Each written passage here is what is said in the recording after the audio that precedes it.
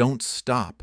I need this!" the Black Widow cried as the cowboy finished inside the cabin, his weathered hands completing the delicate work of bandaging her frost-bitten fingers by flickering firelight. The townspeople had cast her out as cursed, whispering that death followed wherever the widow walked. They predicted she would perish alone in the wilderness, another victim of her own misfortune.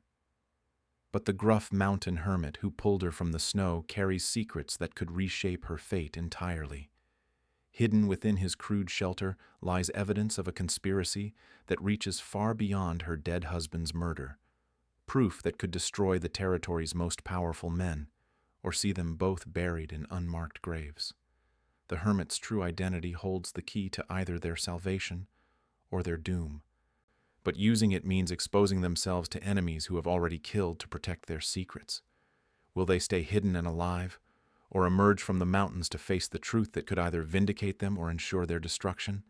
Before we continue, comment where you are tuning in from. Perhaps we will publish a story there. The blizzard swallowed Marianne Torrance whole as she stumbled through knee-deep snow, her black morning dress a stark contrast against the white Wyoming wilderness. Each step forward felt like walking through quicksand. Her lungs burned with every frozen breath. 3 months earlier, her world had shattered in a single gunshot. Samuel Torrance, her husband of 5 years, lay bleeding in the dirt outside their homestead. 2 men on horseback watched him die before riding away without a word. The water rights dispute had escalated beyond anything she could have imagined. Silas Vane owned half the territory and wanted the other half. Samuel had refused to sell their land, which sat perfectly positioned along the main creek feeding into the valley. The next morning, Vane himself rode up to her door with an offer of protection. The memory made her stomach turn even now. His cold eyes had looked her up and down like livestock at auction. "Marry him," he said, and the violence would stop. Refuse, and she would face the same fate as Samuel. The good people of Willowbrook had made their position clear. Cursed, they called her. Bad luck followed wherever the Black Widow walked. First her husband dies, then cattle started getting sick, then the Henderson boy broke his leg. Coincidence meant nothing to frightened minds looking for someone to blame. Mrs. Peterson had been the most direct. Standing in the general store with her arms crossed, she declared that some women just brought misfortune. The town would be better off without that kind of trouble. 3 days ago, Vane had returned with his final offer. This time he brought 6 armed men to emphasize his seriousness. Sign over the land deed and accept his protection, or leave Willowbrook forever. She had until sunrise to decide. Marianne had chosen the mountains. Now she wondered if death by freezing was truly better than life as Vane's property. Her feet had gone numb an hour ago. The wind cut through her wool coat like it was made of paper. She could no longer feel her hands inside her gloves. The cabin appeared through the snow like a mirage. Smoke rose from the chimney, promising warmth and shelter. She dragged herself toward the door and collapsed against the rough wooden planks. Heavy footsteps approached from inside. The door swung open to reveal a mountain of a man with thick dark hair and suspicious eyes. He looked down at her crumpled form without speaking. She tried to stand, but her legs buckled. Everything went black. Warmth slowly crept back into her consciousness. A fire crackled nearby. Rough blankets covered her body. Her boots had been removed and her feet wrapped in clean bandages. She lay on a simple cot in what appeared to be a one-room cabin. The mountain man sat at a wooden table, reading by candlelight. He looked up when she stirred. "Your hands took the worst of it," he said. His voice carried an unexpected gentleness. "Frostbite on 3 fingers. Could have been much worse." Marianne tried to flex her fingers and winced. White bandages covered both hands up to her wrists. "I can pay you," she whispered. He shook his head. "No payment needed." She studied his face in the firelight. Weather-beaten skin suggested years of outdoor living, but his eyes held an intelligence that seemed at odds with his rough appearance. The book in his hands looked like poetry or literature, not the almanacs or catalogs she might have expected. "What's your name?" she asked. "Gareth Rourke." He closed the book and set it aside. "You're the Torrance widow from Willowbrook." News traveled fast even to remote mountain cabins. She nodded. Silas Vane been pressuring you? The question caught her off guard. How would a hermit living miles from civilization know about her troubles with Vane? He wants my land, she said carefully. Vane wants everyone's land. Gareth stood and moved to tend the fire. Man's got an appetite that can't be satisfied. She watched him work. His movements showed practiced efficiency, but something about the way he carried himself seemed almost refined. Certainly not what she expected from a mountain recluse. Don't stop. I need this, she said suddenly, as he began to turn away from checking her bandages. He paused. Need what? The treatment. The warmth. A place where someone doesn't look at me like I carry plague. Her voice broke slightly. I know you don't owe me anything, but I need this chance to heal, to figure out what comes next. Gareth studied her face for a long moment. Something shifted in his expression, as if he recognized a familiar desperation. You can stay until the storm passes, he said finally. After that, we'll see. Relief flooded through her. At least she would live through the night. As Gareth returned to his reading, Marianne noticed details that didn't fit the rough cabin setting. The book appeared to be leather-bound and expensive. His boots, though worn, showed quality craftsmanship. A pocket watch chain glinted from his vest. Most puzzling of all, his medical treatment of her injuries had been expertly done. The bandages were perfectly applied, and he had somehow acquired proper medical supplies in this remote location. Who was Gareth Rourke, really? And why did a mountain hermit seem to know so much about territorial politics and men like Silas Vane? Outside, the wind howled through the peaks, but inside the cabin, warmth and mystery mingled in the flickering firelight. Marianne closed her eyes and tried to rest, unaware that her rescue would soon reveal secrets that could change everything. 3 days passed before Marianne could walk without stumbling. Gareth tended her injuries with surprising skill, changing bandages with the precision of someone trained in medical care. He fed her warm broth and kept the fire burning steady. She studied him when he thought she wasn't looking. The way he held his spoon suggested formal dining experience. His speech patterns carried education despite his rough appearance. Most telling were the books stacked on a makeshift shelf near his bed. Constitutional law, federal statutes, territorial governance procedures, strange reading material for a mountain hermit. On the 4th morning, Gareth left to check his trap lines. Marianne waited until his footsteps faded before exploring the cabin properly. She moved carefully, her bandaged hands making everything awkward. The books revealed more mysteries. Legal commentaries from Harvard Law School, congressional records from Washington, a worn copy of Blackstone's commentaries that showed heavy use. Behind the woodpile, her fingers found something unexpected. A loose board in the wall shifted when she pressed against it. The hidden compartment beyond held items that made her heart race. Black judicial robes, carefully folded and preserved. Official court documents bearing federal seals. Legal briefs written in Gareth's handwriting, signed with the name Judge Gareth Rourke, Federal District Court, Colorado Territory. Her hands trembled as she unfolded a newspaper clipping from 5 years ago. The headline read, Federal Judge Disappears Amid Bribery Scandal. The accompanying article described Judge Gareth Rourke's sudden vanishing after allegations of corruption surfaced during a high-profile territorial land fraud case. More documents revealed the truth. Letters from court clerks expressing disbelief at the charges. Testimony from witnesses who later recanted their statements. Evidence suggesting a coordinated effort to frame Judge Rourke for investigating powerful ranching interests. The same interests now controlled by men like Silas Vane. At the bottom of the hidden compartment lay a thick folder marked Territorial Corruption Investigation. Inside, she found detailed records of land fraud, witness intimidation, and judicial bribery spanning multiple territories.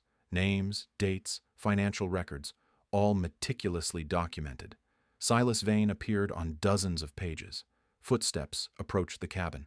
Marianne quickly returned everything to the compartment and resumed her position by the fire. Gareth entered carrying 2 rabbits and a suspicious expression. Find anything interesting while I was gone? He asked. She met his gaze directly. Judge Rourke. He froze in the doorway. For a moment, the mountain man facade cracked completely. She saw intelligence, authority, and carefully controlled fear. That man died 5 years ago, he said finally. No, he's been hiding in the mountains, gathering evidence against the men who framed him. Marianne stood despite her weakness. You're not a hermit. You're a federal judge conducting the most important investigation in territorial history. Gareth closed the door and set down the rabbits. When he turned back, his entire posture had changed. The slouch disappeared. His voice carried new authority.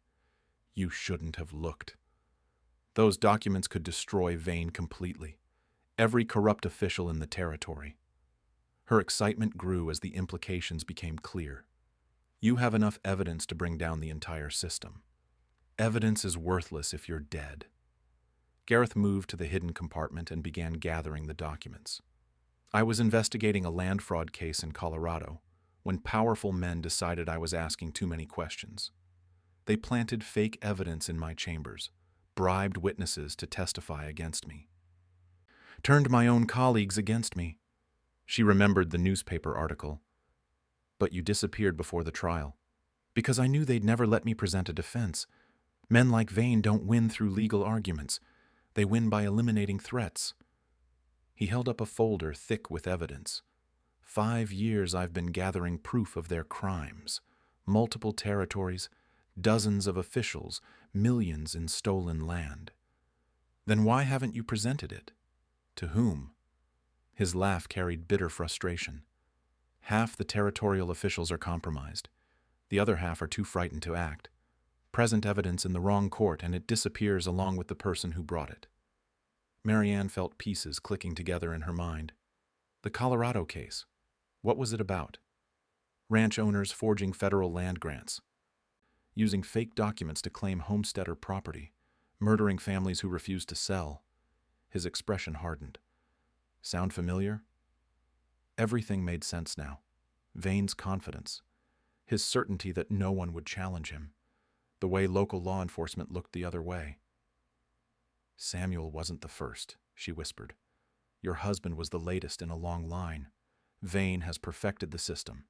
Take the land by force, legitimize it through corrupt courts, sell it to Eastern investors for massive profits.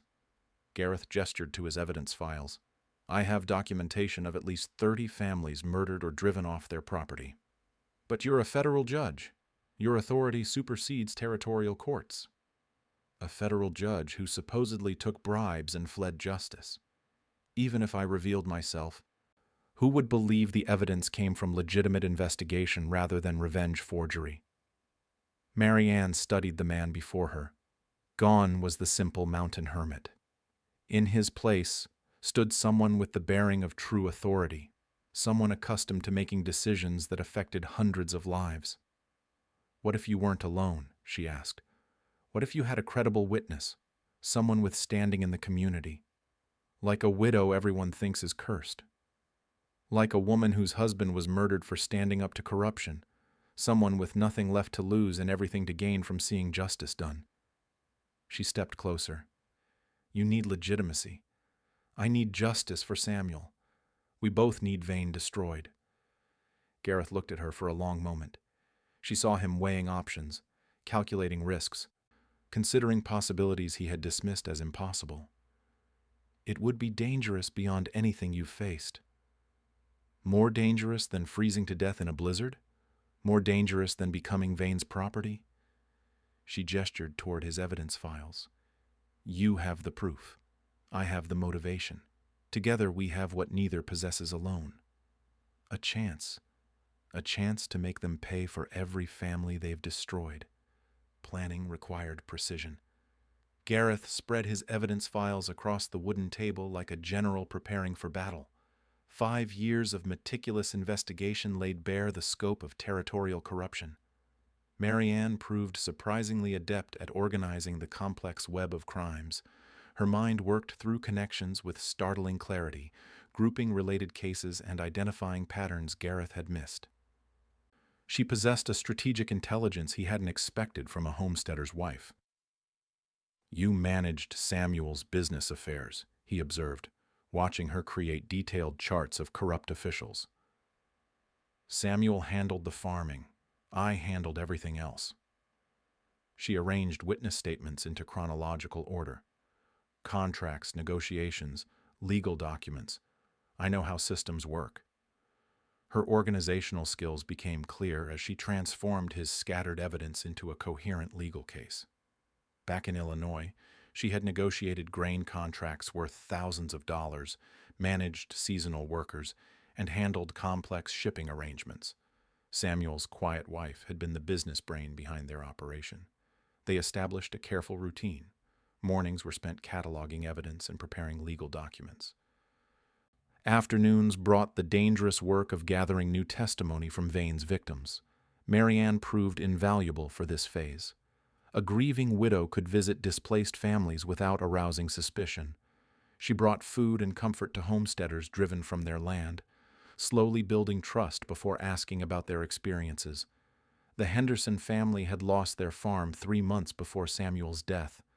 Tom Henderson described the same pattern: demands to sell at unfair prices, threats when they refused, cattle poisoned and crops burned until survival became impossible. "We knew fighting back meant death," Tom's wife Sarah said quietly. "Look what happened to your Samuel when he stood up to them." Marianne documented everything: names, dates, specific threats, financial losses. Each family's story followed the identical script with minor variations. Gareth taught her proper evidence procedures during their evening planning sessions: chain of custody requirements, witness credibility standards, constitutional protections that could invalidate improperly gathered testimony. She absorbed legal concepts with remarkable speed. Her questions showed understanding of complex jurisdictional issues. Within weeks, she could identify federal crimes versus territorial offenses and explain why certain evidence would stand up in court while other information remained inadmissible. Their partnership evolved beyond mere cooperation. Shared purpose created deeper connection. Evening discussions about legal strategy shifted into conversations about hopes and dreams destroyed by corrupt men like Vane. Gareth revealed pieces of his former life: a respected career built on fair application of law, pride in protecting citizens from powerful interests. The devastating betrayal when colleagues he trusted accepted manufactured evidence of his corruption. "I became a judge to serve justice," he said one evening while reviewing testimony. "These 5 years taught me how easily justice can be bought and sold." Marianne understood completely. Her own faith in honest governance had died with Samuel's blood in the dirt. 3 weeks of investigation produced overwhelming evidence of federal crimes: forged land grants bearing fake government seals, interstate transportation of stolen property, conspiracy to defraud the United States government of lawfully designated homestead territory. Most significantly, they documented Vane's connection to a network spanning 4 territories. The corruption extended far beyond local ranch disputes into organized criminal enterprise with political protection reaching territorial capitals. "This is bigger than we thought," Marianne said, studying the expanded scope of their findings. "Federal prosecutors in Denver have been trying to crack this network for years. We finally have the evidence they need." Their plan crystallized around presenting the complete case to Colorado's territorial governor, who maintained independence from the corrupted local system. Gareth's evidence combined with fresh testimony from recent victims would demand federal intervention, but gathering evidence meant exposure to increasing danger. Vane's men patrolled the territory with new intensity, searching for whoever was organizing resistance among displaced homesteaders. The close call came during Marianne's visit to the Morrison family, driven from their land just 2 weeks earlier. She had finished documenting their testimony when hoofbeats approached their temporary camp. 3 of Vane's men rode up, demanding to know her business. Marianne maintained her cover as a churchwoman bringing comfort to unfortunates, but their suspicious questions suggested growing awareness of organized information gathering. She returned to the cabin shaken but carrying crucial testimony. The Morrisons had witnessed Vane's foreman destroying federal survey markers and replacing them with fake boundary stones, directly implicating Vane in federal land fraud. "They're getting suspicious," she reported to Gareth. "We need to move faster," he agreed. Too much activity would inevitably draw attention they couldn't survive. Time to shift from evidence gathering to legal action. Gareth spent 2 days preparing formal federal charges with supporting documentation. His legal training showed in the precision of language and careful citation of relevant statutes. Despite 5 years away from practice, his skills remained sharp. The plan required traveling to Cheyenne to present their case to territorial authorities, then continuing to Denver for federal prosecutors. Dangerous journey, but their evidence was too valuable to trust to mail or messengers. On their final evening of preparation, an unexpected visitor changed everything. Old Pete Morrison, a trapper who traveled the mountain regions, appeared at their door with disturbing news. "Word's spreading that Judge Gareth Rourke ain't as dead as folks thought," he said, studying Gareth's face carefully. "Some say he's been seen in these mountains." Gareth and Marianne exchanged glances. Their secret was becoming common knowledge among the trappers and hunters who served as the territory's informal communication network. "Silas Vane's put out word he wants to talk to anyone with information about a missing federal judge," Pete continued, offering good money for reliable sightings. Their window of opportunity was closing rapidly. Soon Vane would know exactly where to find them. The race for justice had begun. Marianne discovered the hidden compartment by accident. While organizing their evidence files, she knocked over a wooden crate and heard something shift behind the cabin's back wall.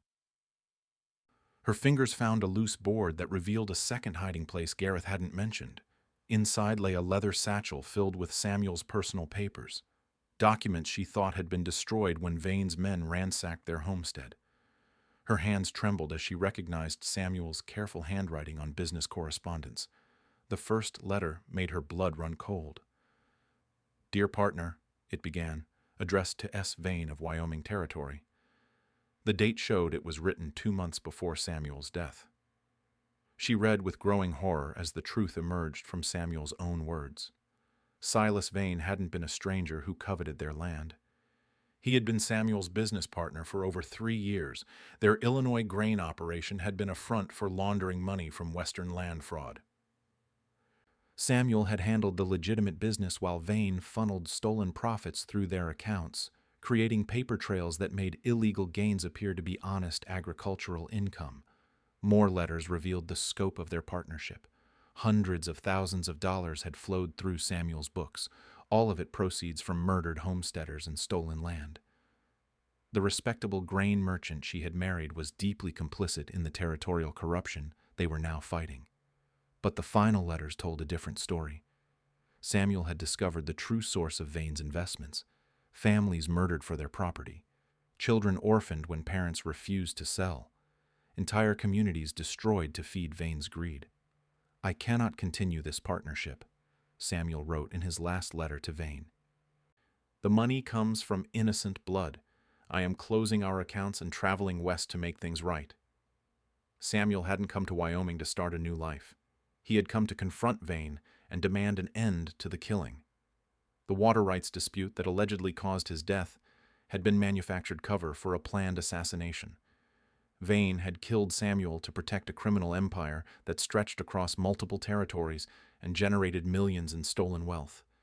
Their homestead had never been the target. Samuel's conscience had signed his death warrant. Marianne's legs gave out as the implications crashed over her. Every assumption about her husband's death was wrong. Samuel hadn't died defending their land. He had died trying to atone for enabling mass murder. Worse still, Samuel's business records contained evidence that made Gareth's files look insignificant. Detailed financial transactions showing exactly how stolen land was converted into legitimate investments. Names of Eastern buyers who unknowingly purchased property soaked in homesteader blood.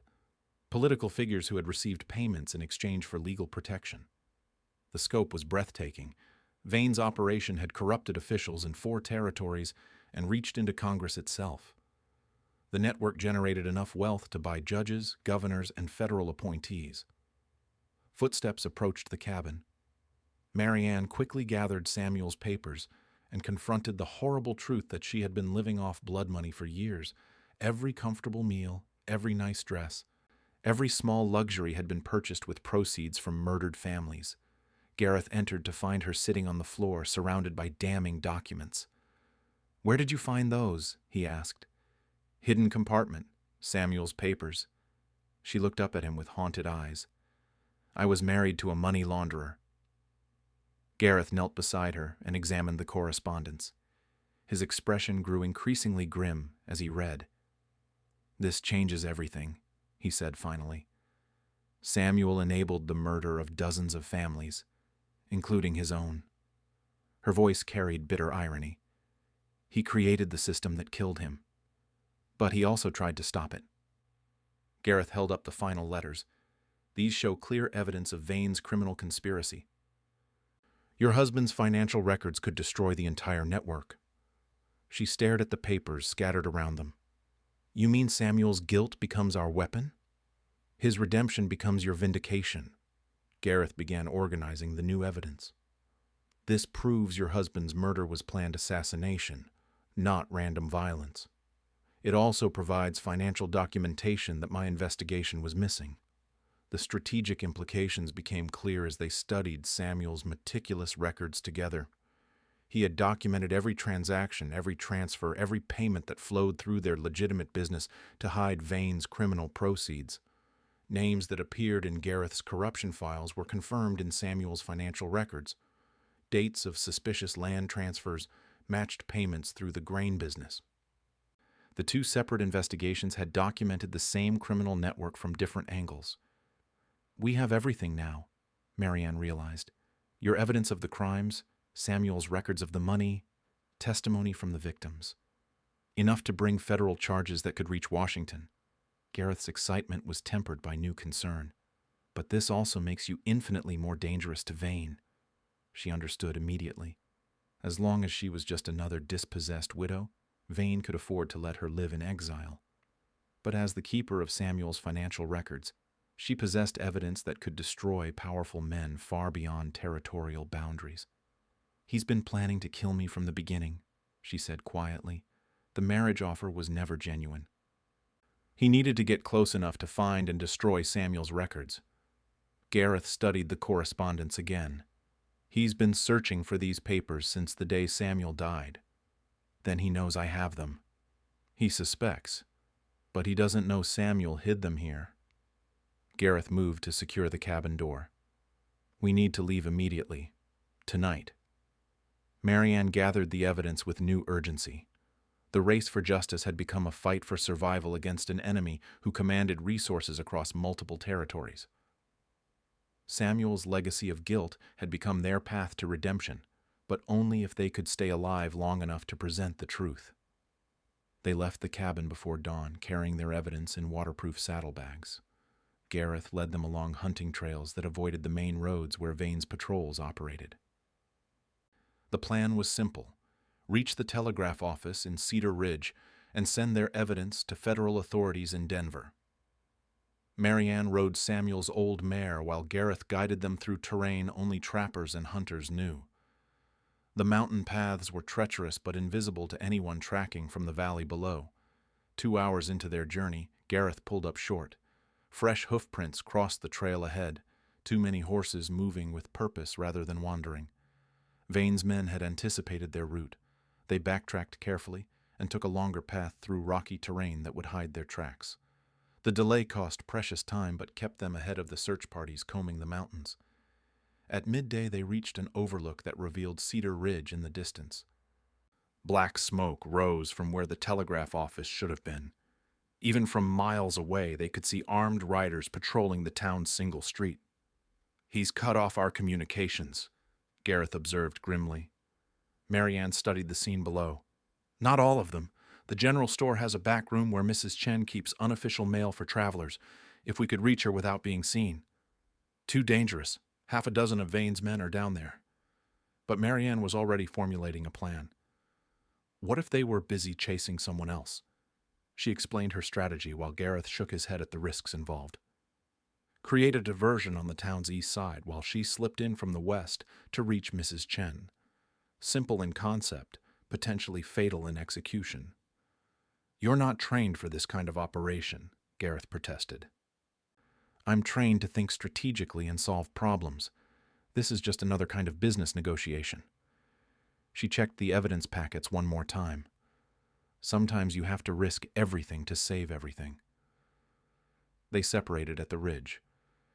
Gareth circled toward the eastern approach, while Marianne descended toward Cedar Ridge's back alleys. Her heart pounded as she tied the mare behind an abandoned barn and crept toward the general store. The diversion worked perfectly. Gareth appeared on horseback at the town's far end, deliberately allowing himself to be spotted before leading pursuers on a wild chase into the hills. Most of Vane's men took the bait and thundered after the fleeing rider. Marianne slipped through the store's rear entrance and found Mrs. Chen organizing inventory in the back room. The elderly Chinese woman looked up with surprise that quickly turned to understanding. "You need the special mail service," Mrs. Chen said without being asked. "Federal authorities in Denver. Life or death priority." Marianne handed over the carefully wrapped evidence packets along with her last $20.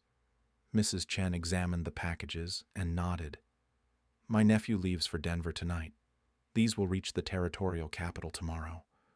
Relief flooded through Marianne. Whatever happened next, the evidence would survive to expose Vane's crimes. But her relief was premature. Hoofbeats approached the store's front entrance. Mrs. Chen quickly hid the evidence packets while Marianne ducked behind a stack of flour barrels. Boots stomped across the wooden floor above. Harsh voices demanded to know if anyone had seen a woman matching Marianne's description.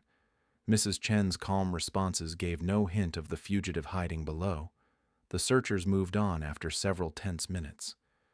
Marianne waited until their hoofbeats faded before emerging from her hiding place. "Go out the back," Mrs. Chen whispered. "They will return soon." Marianne crept through the rear door and froze. 3 armed men waited in the alley, their rifles trained on her position. The trap had been perfectly laid. "Mrs. Torrance," said the lead gunman, "Mr. Vane wants to speak with you." They bound her hands and loaded her onto a horse for the ride to Vane's ranch. The sprawling compound sat in the valley's heart like a fortress, protected by armed guards and impossible to approach unseen. Vane waited in his study, a room that spoke of wealth and power accumulated through violence. Maps covered the walls showing his expanding land holdings. A safe stood open, revealing stacks of currency and official-looking documents. "The grieving widow," Vane said without looking up from his desk. "Samuel's death must have been quite traumatic." She remained silent, watching him work through papers that looked like legal contracts. "Your late husband was a meticulous record keeper, perhaps too meticulous for his own good." Vane finally turned to face her. "I trust you found his hidden files interesting reading." Her expression gave nothing away, but he seemed to take her silence as confirmation. "Samuel thought he could expose our arrangement and walk away clean. Conscience is a luxury men in our business cannot afford."